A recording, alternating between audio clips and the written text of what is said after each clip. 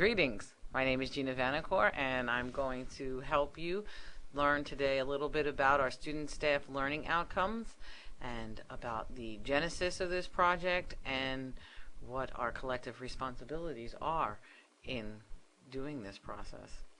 So let me get started by telling you what we're going to try to accomplish today.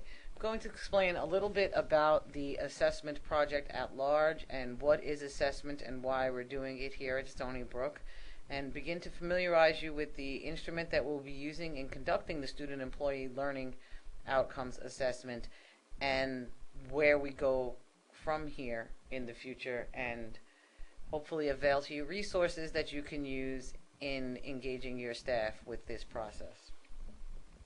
If you're viewing this presentation right now, then you are someone who works in the Division of Student Affairs and Enrollment Management and is a supervisor of student employees. And the genesis of this project is that all persons in our organization who are engaged in the supervision of student employees are engaged in a part of the student's learning process. And that's why we have this. So why do we do assessment? Two reasons that generally every organization does assessment for is: one, accountability, to be accountable to outside constituents as well as internal constituents. Accountability relates to being able to say, these are the things that we do, these are the things that we do well, and this is how we know that to be true. Accountability is more, in most recent years, being called for by a variety of areas, as we know in our own experience that the state budget cuts are imminent and ongoing, and state legislators and others ask, what is happening there, what is it that you do, and how do we know that that's what you're doing? So at one level, accountability is an important reason why we do assessment.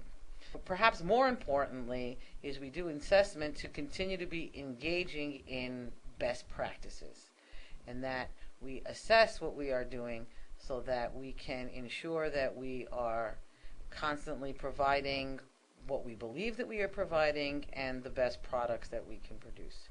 So if we think we are providing quality educational opportunities, we need to assess that and see where we're hitting the mark, where we're exceeding our expectations, and where we need to make modifications or changes for institutional improvement.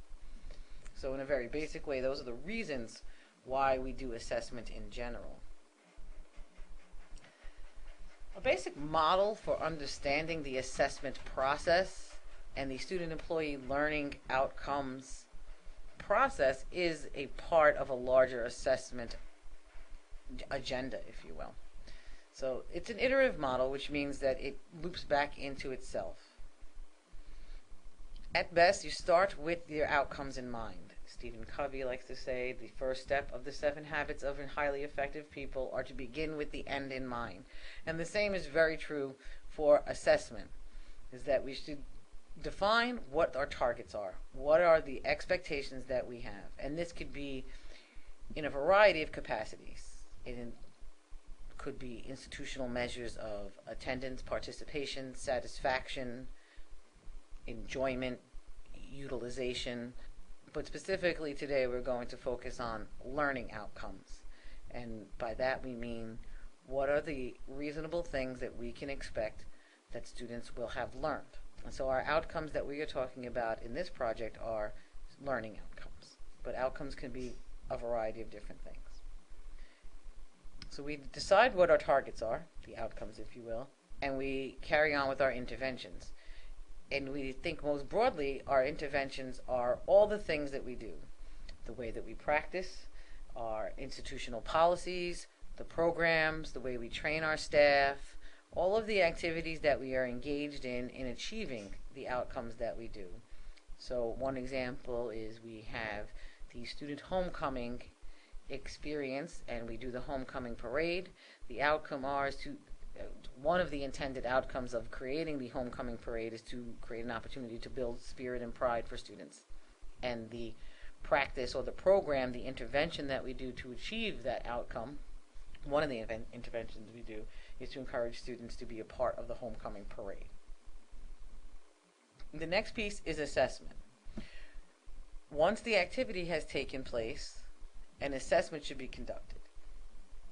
and a determination made of have the outcomes been met. Also part of that process is perhaps looking at the outcomes and saying, were those intended outcomes really what we want, the way that we stated them, the way that we measured them? And so an assessment not only of the actual intervention, but also of perhaps the outcomes that we have. That could feed back into determining new outcomes, or redefining the outcomes, or modifying or tweaking the outcomes, which could also then feeds into maybe modifications in the trainings or the programs or whatever the interventions are. So one of the desired outcomes may have been large participation, large number of student participants, not necessarily a learning outcome, but an outcome nonetheless. And we may modify our intervention and say, we think that we would have a greater percentage of students participate if we had held this event at a different date or time. So we tweak the intervention, being that program, and then we assess that once again and see if we've reached our outcome. And so it's a constant process of assessment and tweaking. That's the basic model. So what are we assessing? In the Division of Student Affairs and Enrollment Management, there are a variety of projects that we are assessing. Now, it's virtually impossible to assess everything all the time in every area. So we have organized this in a way that is doable and manageable for our entire organization. So every unit has a unit level outcome. So some examples of those are that the admissions office is assessing their tour guides, and they have developed a plan for how they are assessing that, and then what they expect and what their outcomes are from that. The Dean of Students area has assessed the participation of students in Stony Brook Day at Albany and has looked at that. And in the Center for Prevention and Outreach, it has chosen to assess the CPO 101 module that is taught in all of the first year seminars with my students. So each unit has a variety of outcomes. If you're not familiar with the outcomes that are in your unit, you should ask your director what they are. Similarly, if you have some ideas about what should be assessed in your unit, you should bring that up with your directors. And then we have a division-wide outcome, and that's what the student employee learning outcomes are, is an assessment effort that it goes across all departments in the division and that all members of our division are engaging in. And the reason why the student staff learning outcomes was chosen is that because no matter what the size or shape of the department is in our organization, everyone has at least a few student staff members. And so it's an opportunity for all of us to be engaging in the same process and learning about our students, and so we're all in this process together. To give you some background and a little history about where this has come from, is that the institution has put some interest and support in the assessment project, and we've had some consultants come in and review our organization and some of the activities that we're doing about assessments. And so Keeling and Associates came and met with a variety of members of the Student Affairs and Enrollment Management team on several occasions, met with each department head to review their unit plans, as well as reviewed our plans for the student employee learning outcomes assessment. And those consultations continue to be ongoing, and is most recently in our division we have a team called the assessment team that continues to spearhead and work on our overall assessment projects. The other piece is that our entire student employee learning outcome process is grounded in student development theory, and that a team of individuals have spent time reviewing what do we know about how college students change and grow, and how does that apply to the outcomes that we can expect reasonably our student employees to have, regardless of what department they work in. We also looked at what is considered to be reasonable learning outcomes that we can expect of college students, and that's sort of certified, if you will, by the American Association of Colleges and Universities in their publication, Guide for a Liberal Education. And so we're looking at things that generally liberally educated college students should be able to demonstrate. And we went to the theories for support on what could be some of the observations that we can make. What are the indicators that would lead us to believe when this kind of learning has occurred? And then we have taken those theories and implemented it into a practical model that we can all utilize. And so I want you to understand how this all came into being. It's not like somebody said, hey, this seems like a good idea and let's just do it. That this really is something that has been thought through and continues to be worked on. So why did we choose student staff learning outcomes? Well, like I said before, is that because everybody in every department has some student employees. But one of the fundamental principles of learning is that we are a learning enterprise. By the nature of us being employees at an institution of higher education, we are part of the learning enterprise. So we are purveyors or entrepreneurs in the enterprise of education, if you will. And so for us, student employment in the institution of higher ed that we're in is more than just a job. The difference between a student having a part-time job in one of our organizations and having a part-time job at some entity off campus is that here we're concerned about their learning. And so part of this process is to convey that we are invested in the students' learning beyond their capacities in just the classroom, and that it's an affirmation that learning happens always and everywhere. The part of what Richard Keeling and his associates have taught us when they came to our campus to educate us about assessment is that we are really looking at ways of measuring the learning that is going on all the time and in all places, and particularly spurred on by being part of the institution of higher education. And additionally, as supervisors of student staff members, their ongoing learning and development is part of our obligation, that we do collectively agree that we have a commitment and a responsibility to our student staff to help them learn and grow and not only develop practical skills but to enhance their learning as well.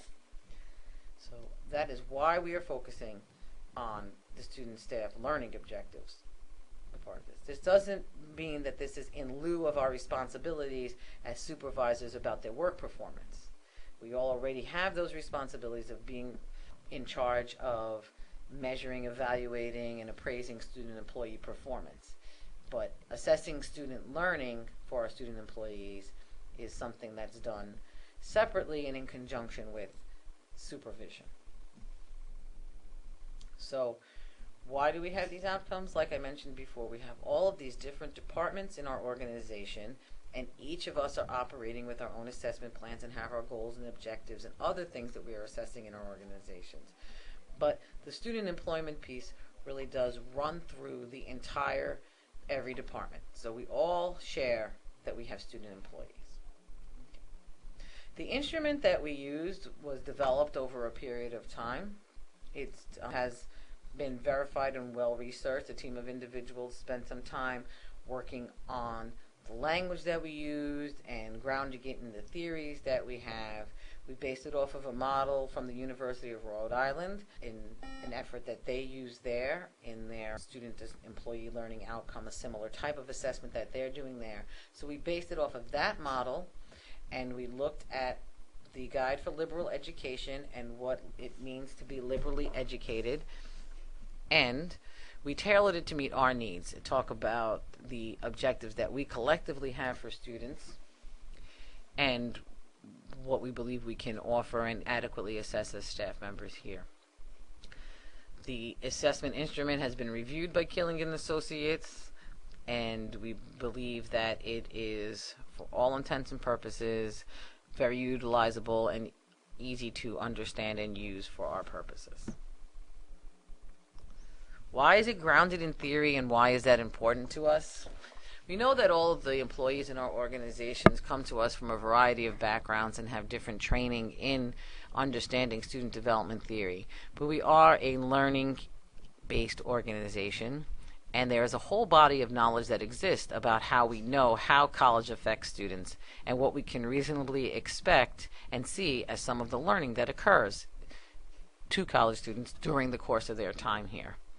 And so we used what we know by this body of work that was generated from people who do research in the industry. And from that work, we grounded what we should reasonably expect to happen with students. So we know that people have done this work and that there's theory out there and there's a whole body of knowledge that talks about how college affects students, and we utilize that information to reinforce perhaps what we may know intuitively, or at least to help substantiate the areas that maybe we are less familiar with, so that we all have the same place to draw from. So what is it about learning and development in the college years that makes this process interesting? Well, one, like we said, learning occurs always and everywhere. But in the young child and infants, it's easy to see developmental milestones, from opening your eyes to smiling and cooing to holding your head up to sitting upright. And those developmental milestones are easy to mark and very easy to visualize. Begin to crawl, and then you eventually walk, and you start to resemble a real-life human being at some point. But in the college student or the adult learner, that the learning is not as obvious to witness and see, that the learning is much more subtle, which makes it more complex. And so we have to look more closely to see the learning going on. We understand that learning does occur. Learning continues throughout the life process. But in the adult, learning is less obvious to see. And so we know that significant and transformative learning things do happen in the college experience, although the markers for those aren't as evident as they are, say, the movement from crawling to walking. So the subtleties of the changes in the learning and development and the complexities in the cognitive gains and the interpersonal gains and the affective gains require us to spend some time to think about it and learn it. And some of us may be more familiar with recognizing and noticing these differences than others, and so it's worth our while to discuss them. As I mentioned earlier, the learning outcome domains are broken into domains of knowledge.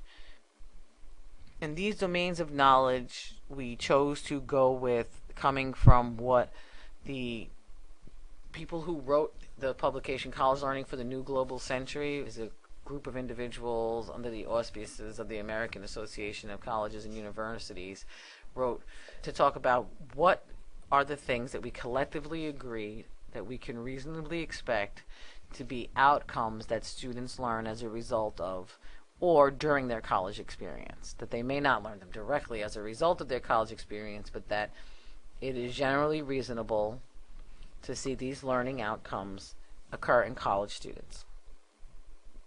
And those outcomes were really broken into 4 main areas that we call the domains of knowledge.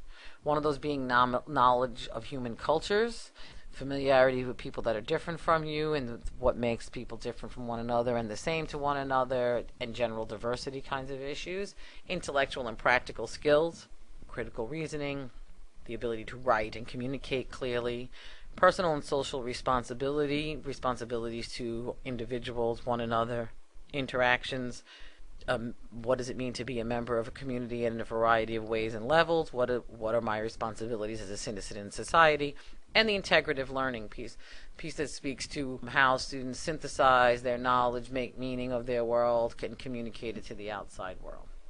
And so very broadly, that's what the domains of knowledge are about. The way that we structured the student-employee learning outcomes is that we have written 2 distinct specific learning outcomes under each of these 4 domains. And so we've conducted the instrument in a way that highlights the outcome, the source that we use for the developmental support of the outcome, and those sources are what has driven us to develop the levels as we indicate them and the behavioral indicators under each level. So let me explain for a minute that this is a snapshot of one of the outcomes the way that it appears on the instrument that we use. And so the outcome is stated that the student employee demonstrates sensitivity to differences. So that is the learning outcome, that we are trying to look at ways when we are observing our students that they demonstrate they are sensitive to differences. Okay. The source for this is Bennett's work, A Developmental Approach to Training for Intercultural Sensitivity. That's where we draw the the model that gives us the levels, and that's what the 1, 2, and 3 represent, levels, and some observable outcomes, which are really the behavioral indicators in each level. So each outcome is broken into levels, and this is what you'll be assessing. You're making some observations about your students, and you are determining, are they in the level 1 acceptance, level 2 adaptation, or level 3 integration in this example. And each outcomes level has a different label based upon the theory that it's based in. So at the first level in Bennett's theory here, which relates to demonstrating sensitivity to differences, the student can recognize and accept differences in fundamental cultural values. So I recognize that perhaps what you believe is different from what I believe, and that's okay. And I'm not sure about how I feel about that necessarily, but I recognize that it exists. The next level would be that the student is able to empathize with the person of a different culture in a particular situation.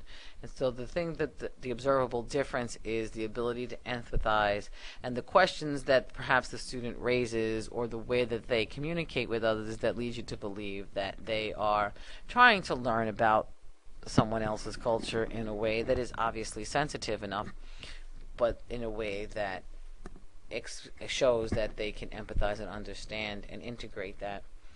And moving to the third level here that Bennett calls integration, is that the student evaluates events and situations in a cultural context, which means they can recognize that the way that somebody responds to something or the way that a person behaves is connected with their cultural identification, in some ways may affect the way that they are perceived by others. And the wording here may be complicated and can be further explored by spending some time looking into Bennett's work. But the point here by way of illustration is that your job will be to evaluate a student based on your observations, your interactions with them, and perhaps even engaging them about these topics. And you make a determination in your best professional judgment about whether they're in stage 1, whether they go in a 1, 2, or 3 box. And that's what you'll assess at first and discuss with them. And then at the end of your time with them, you make that evaluation again and see where the learning has occurred. We'll talk about that in a minute. At this time, I'd like to pause, and we'll talk about the student development section.